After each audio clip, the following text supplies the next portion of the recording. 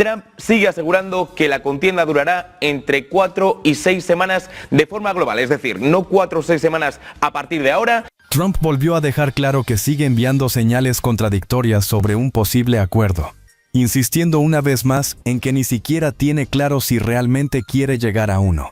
Sus palabras reflejan que, a pesar de los movimientos diplomáticos y de toda la tensión internacional que rodea el conflicto, todavía mantiene una postura ambigua, como si dejara abierta la puerta tanto a la negociación como a la confrontación. Además, también lanzó nuevas críticas contra la OTAN, una alianza con la que aseguró sentirse profundamente decepcionado. Desde su punto de vista, los aliados no deberían aparecer cuando la guerra ya está en marcha o cuando el desgaste se vuelve evidente, sino comprometerse desde antes o en pleno desarrollo del conflicto. Esa declaración deja ver su molestia con el papel que, según él, ha jugado la organización en medio de esta crisis. Pero una de las afirmaciones que más llamó la atención fue su insistencia en que la guerra tendría una duración total de entre 4 y 6 semanas a nivel global. Es decir, no estaba hablando de un nuevo plazo a partir de este momento, sino del tiempo completo que, según su cálculo, abarcaría toda la contienda en su conjunto.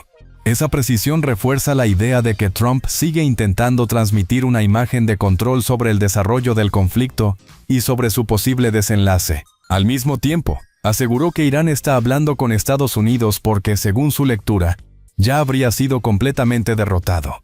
Bajo esa narrativa, las conversaciones no surgirían desde una posición de equilibrio entre ambas partes, sino desde una supuesta rendición forzada por la presión militar y política. Con ello, Trump vuelve a presentarse como el líder que habría doblegado a su adversario y que ahora impone las condiciones para cualquier salida diplomática. Finalmente, dejó caer otra afirmación cargada de peso estratégico. Sostuvo que, si Irán acepta un acuerdo adecuado, entonces el estrecho de Hormuz sería reabierto. Con eso, no solo vinculó la negociación con un posible alivio en la tensión militar, sino también con una consecuencia clave para el comercio energético mundial. Así, Trump mezcla presión, victoria y diplomacia en un mismo discurso, intentando mostrar que la resolución del conflicto dependería, en última instancia, de que Irán acepte las condiciones que Washington considera correctas. Todo lo que está ocurriendo alrededor de Trump y del conflicto con Irán parece la crónica de un desastre anunciado. Según esta lectura, no se puede decir que no hubiera advertencias previas, porque tanto expertos militares como sectores del Pentágono ya habían señalado los riesgos de las decisiones tomadas por el presidente estadounidense en torno a esta crisis. Desde esa perspectiva, se plantea que Estados Unidos e Israel habrían perdido la iniciativa que intentaron tomar al principio. Aquel ataque lanzado en medio de negociaciones fue presentado como un movimiento de fuerza, una apuesta para inclinar la balanza a su favor, pero las consecuencias no habrían sido las que esperaban. Y cuando una potencia pierde la iniciativa en una guerra, también empiezan a desdibujarse sus grandes objetivos. Todo aquello que sonaba tan ambicioso, como derribar un régimen, reemplazarlo o rediseñar el equilibrio regional, empieza a venirse abajo. El análisis insiste en que, al final, se está regresando al mismo punto del que se partió hace mucho tiempo.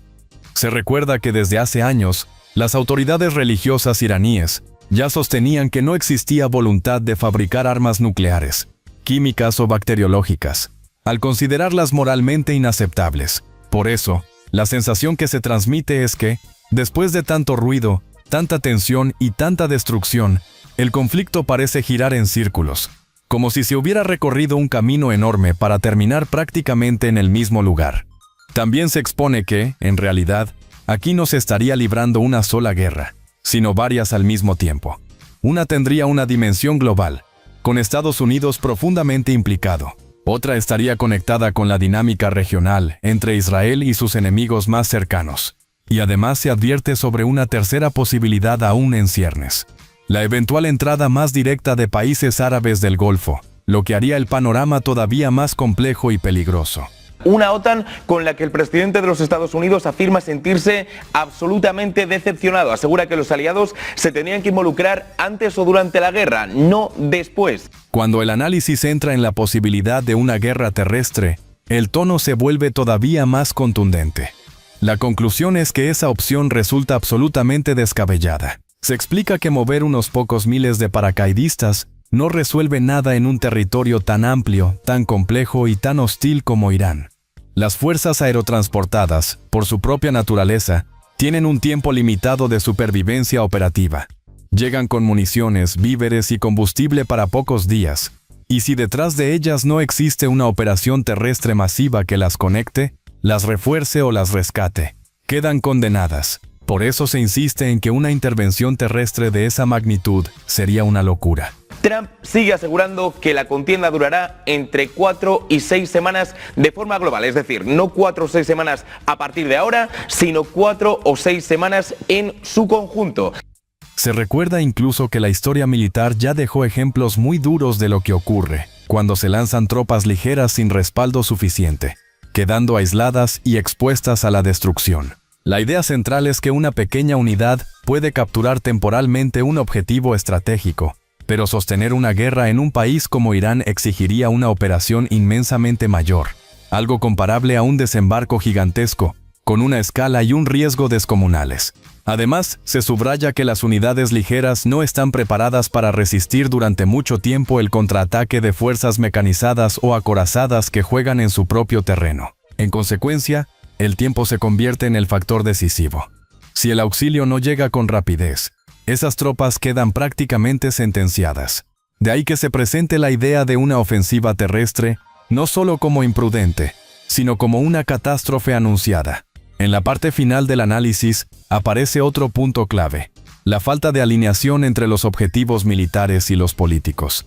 Se sostiene que, desde el principio, no estaba claro qué se buscaba realmente. Y para cualquier liderazgo, tanto político como militar, eso es una señal gravísima. Si no existe un objetivo claro, estable y coherente, las Fuerzas Armadas no pueden ajustar sus planes de campaña ni orientar sus operaciones con criterio firme. La crítica es especialmente dura con Trump, porque se le acusa de cambiar el objetivo constantemente, casi como si la guerra fuera un relato simplificado de buenos contra malos, de victorias rápidas y mensajes triunfalistas. Según esta visión, la narrativa con la que el presidente habla del conflicto trivializa una guerra sangrienta, reduciéndola a consignas superficiales, eslóganes y exhibiciones propagandísticas. Eso explicaría por qué muchos veteranos y observadores estarían indignados ante la forma en que se presenta una realidad tan grave. La conclusión del análisis es demoledora. No hay objetivos claros, no hay una estrategia sólida, y los fines políticos no están bien conectados con las operaciones militares. Por eso, más allá de lo que diga Trump, la lectura que se hace es que esta guerra no se está ganando, sino perdiendo, y que además el tiempo estaría jugando a favor de Irán. A partir de ahí, se plantea que para sacar a Estados Unidos de este atolladero probablemente harán falta grandes potencias o actores con suficiente peso para suavizar posiciones y empujar una salida diplomática. La idea sería intentar que Irán acepte algún tipo de arreglo que permita a Washington vender una victoria mínima, aunque sea más simbólica que real. Porque, según esta visión, si la situación sigue deteriorándose, quien terminará pagando el costo político más alto será Estados Unidos, especialmente en el terreno interno y electoral.